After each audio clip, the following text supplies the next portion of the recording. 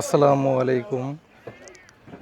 আমি আজকে এসেছি নজরুল সিটি আবাসন প্রকল্প ৩।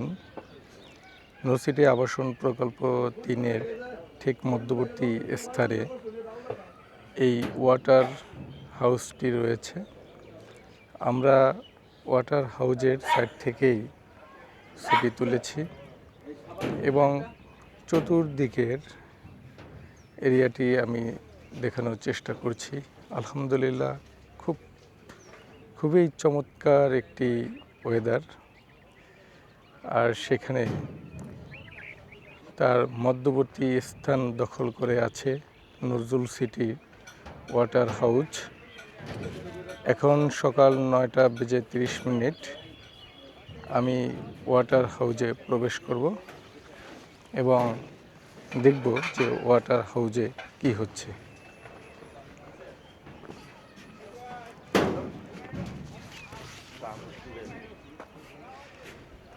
এই যে নজরুল সিটির ওয়াটার হাউসটি, এক ভাই আগ্রহ করে একটা ছবির পোজ দিতেছেন। আলহামদুলিল্লাহ, ভালো আছেন? হ্যাঁ স্যার আছেন সামনে।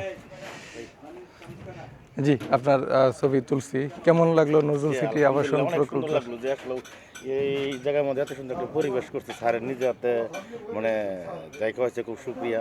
জি, যে চিরা, দই, কলা, খুব সুন্দর একটা পরিবেশটা খুবই ভালো লাগলো, খুবই ভালো লাগলো, খুবই ভালো খুবই লেগেছে। ভালো লাগলো। মানে আসলে মানে এটা পুকুরের উপরে একটা রেস্টুরেন্টের মতন বানায়া আমাদেরকে দাওয়াত দিয়া নজরুল সিটি আসায় এই এলাকার উন্নয়ন হয়েছে কি? অনেকটা ভালো হয়েছে, অনেকটা মানে সোজা কথা অন্ধকার আলো হয়ে গেছে।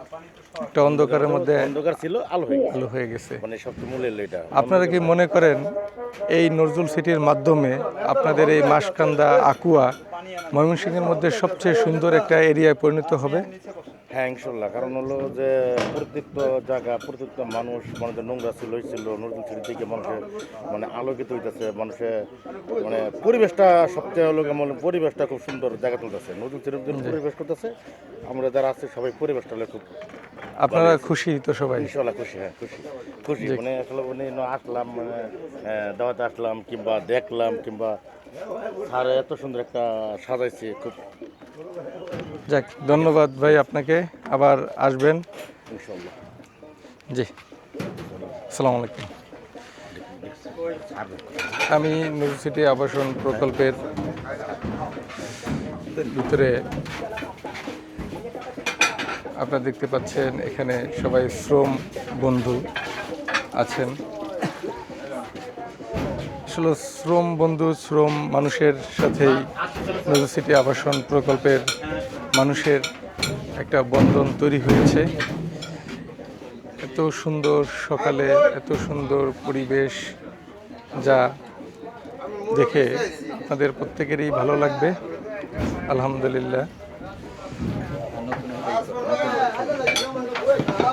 এই কাকারে দেন।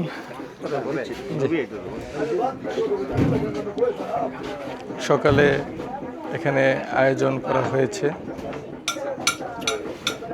এখানে নজরুল সিটির কর্ণধার lieutenant colonel Mohammad Nazrul Islam sir নিজ হাতেই শ্রমজীবী মানুষকে ভালোবাসা নিচ্ছেন, তাদেরকে ভালোবেসে আপ্যায়নের ব্যবস্থা করতেছেন, যা আসলেই বিরল। যেখানে সকালে দই, কলা, চিরা রেখেছেন।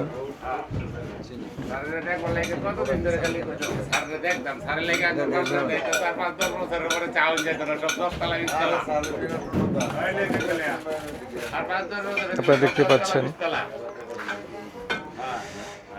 স্যার নিজ হাতেই চিরা দিচ্ছেন। আমরা আজকে এই আয়োজনের যিনি মধ্যমণি lieutenant colonel Nazrul Islam sir, আমরা তার কাছে আজকের আয়োজন বা তার নিকট থেকে আমরা অনুভূতি জানতে চাইব যে এই শ্রমজীবী মানুষের জন্য আসলে তিনি কিভাবে এই চিন্তা করে থাকেন।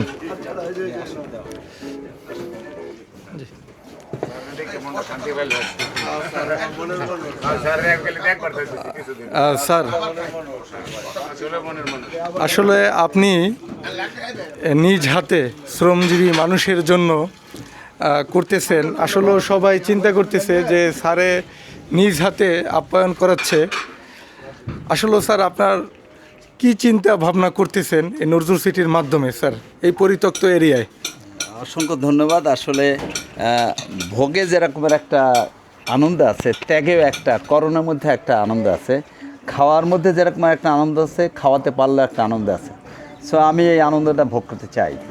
সবাই নিজে সবসময় খেলাম তা না, শুধু অপরেও যাতে খেতে পারে সেই ব্যবস্থা করতেছি। এবং ধন্যবাদ স্যার। আমরা চাই সবাই তো মানুষ, সবার উপরও মানুষত্ব তাহার উপরে নাই। কারণ আমি প্রত্যেকটা মানুষকে মূল্যায়িত করতে চাই। কারণ সৃষ্টির সেরা জীব হলো মানুষ। আল্লাহ তাআলা অনেক আদর করে মানুষকে তৈরি করছে। সুতরাং মানুষের মধ্যেই শান্তি। সো ধনী গরিব, শ্রমজীবী, কৃষি বন্ধু, ভূমি বন্ধু, চাষি বন্ধু, যত ধরনের রিক্সা বন্ধু, দোকান বন্ধু, আমরা আসলেই সকল এই যদি এরকমের একে অপরকে শ্রদ্ধা করি, আমি আশা করি যে আমরা যেটা বলি যে পৃথিবীটা ধর্ম আর কর্ম, ধর্ম উপরলাকে এটাও একটা ধর্মের অংশ। মানুষকে খাওয়ানো, মানুষের সাথে মিলাটা, রাস্তাঘাট তৈরি করে দেওয়া। তো এই মানসিক দিয়েই আমি এই কাজগুলো করতেছি। আমি আনন্দ পাই এগুলো করায়। অনেকে বিরক্ত মনে করে। আমি নিজে ভূমি বন্ধু, চাষি বন্ধু, সাদা বন্ধু, শ্রম বন্ধু, আসলে স্যার এই আইডিয়াগুলো আপনি কিভাবে উদ্ভাবন করলেন? না, সাদা বন্ধু বলতে বোঝাতে চাচ্ছি আমি সাদা মনের মানুষ, যারা সাদা মনের মানুষ, হয়তো একটু সংক্ষিপ্ত করছি সাদা।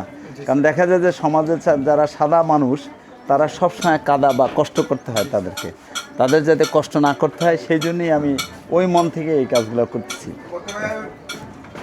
সাধারণ মানুষই সর্বদা অসাধারণ, এই উপলব্ধিটা আসলে কিভাবে স্যার? আপনি সবসময় দেখবেন সাধারণ মানুষ, যদি আমি রিক্সাওয়ালার কথা বলি, আমি মাঝে মাঝে দেখি রিক্সাওয়ালা হয়তো রিক্সা ভাড়া 30 টাকা, তাকে যদি 100 টাকার নোট দিই সে 70 টাকা ফেরত দেয়। কারণ হলো সে কখনো এই টাকাটা মেরে দেয় না। বাট আপনি দেখবেন সমাজে কাউকে 1000 টাকা দিবেন বা একটা চাকরি করলো, সে দেখবেন সবসময় একটা শর্টকাটই করে। আমি আসার সময় চিন্তা করতেছিলাম আসলে আমরা কষ্ট করি কারা। দেখা যায় যে এই রিক্সা পুলার সে হয়তো একটা মূল্যায়িত হয় না, but these are the actual লোক যারা আসলে এই সমাজের জন্য। সে সকালে উঠলো, তার মধ্যে কোনো ধরনের অহংকার নাই, কোনো ইয়া নাই, হাসি মুখে বলে আসলাম। সো এই জন্য আমি বলি সাধারণ মানুষ সবসময়ের জন্য অসাধারণ। আর আসলে অসাধারণ বলতে আমরা বুঝি যে অসাধারণ কিছু শিক্ষা দীক্ষা, হ্যাঁ এটা দরকার আছে, বাট নৈতিকতা যদি ঠিক না থাকে, মানবিক গুণাবলী যদি ঠিক না থাকে, তাহলে সে মানুষ এবং যে অন্যান্য প্রাণীর মধ্যে কোনো পার্থক্য থাকে না। আমরা সবাই প্রাণী, ইজ ট্রু, বাট মানুষ তো সকল প্রাণীর ঊর্ধ্বে। সো আমি মনে করি মানুষকে যিনি মূল্যায়িত করবে সে নিজেও মূল্যায়িত হবে। এবং আমরা যেহেতু ধর্মকে বিশ্বাস করি, আল্লাহ তাআলাকে বিশ্বাস করি, আল্লাহ তাআলাও খুশি হবে। তার সৃষ্টির সেরা জীবকে মূল্যায়িত করতেছি। আর কেউ আছে এদিকে?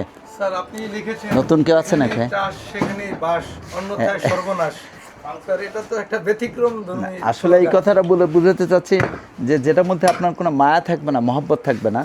চাষ বলতে যে ধান চাষ তো আছেই, যে কোনো চাষ, আপনি একটা বিল্ডিং করলেন, বাড়ি করলেন, ঘর করলেন, হাঁস চাষ, মুরগি চাষ, আপনি হয়তো বাচ্চা কাচ্চা শুনতে চাষ মনে হয়, বাট আপনি তাকে লালন পালন করতেছেন। সো এটা যদি আপনি তাকে ওখানে কাছের থেকে না রাখেন, আদর না করেন, তাহলে সে গ্রো করবে না। এই জন্য আমি বলতে চাচ্ছি যে যেখানেই চাষ সেখানেই বাস, আদারওয়াইজ সর্বনাশ।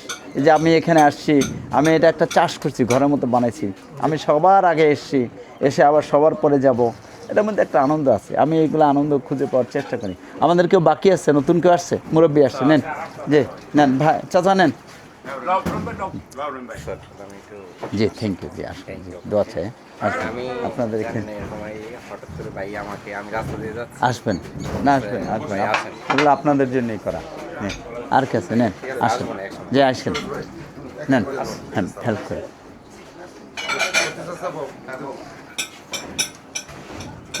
দাও, চিনি দাও। আর কেউ এদিক বাকি আছে কি?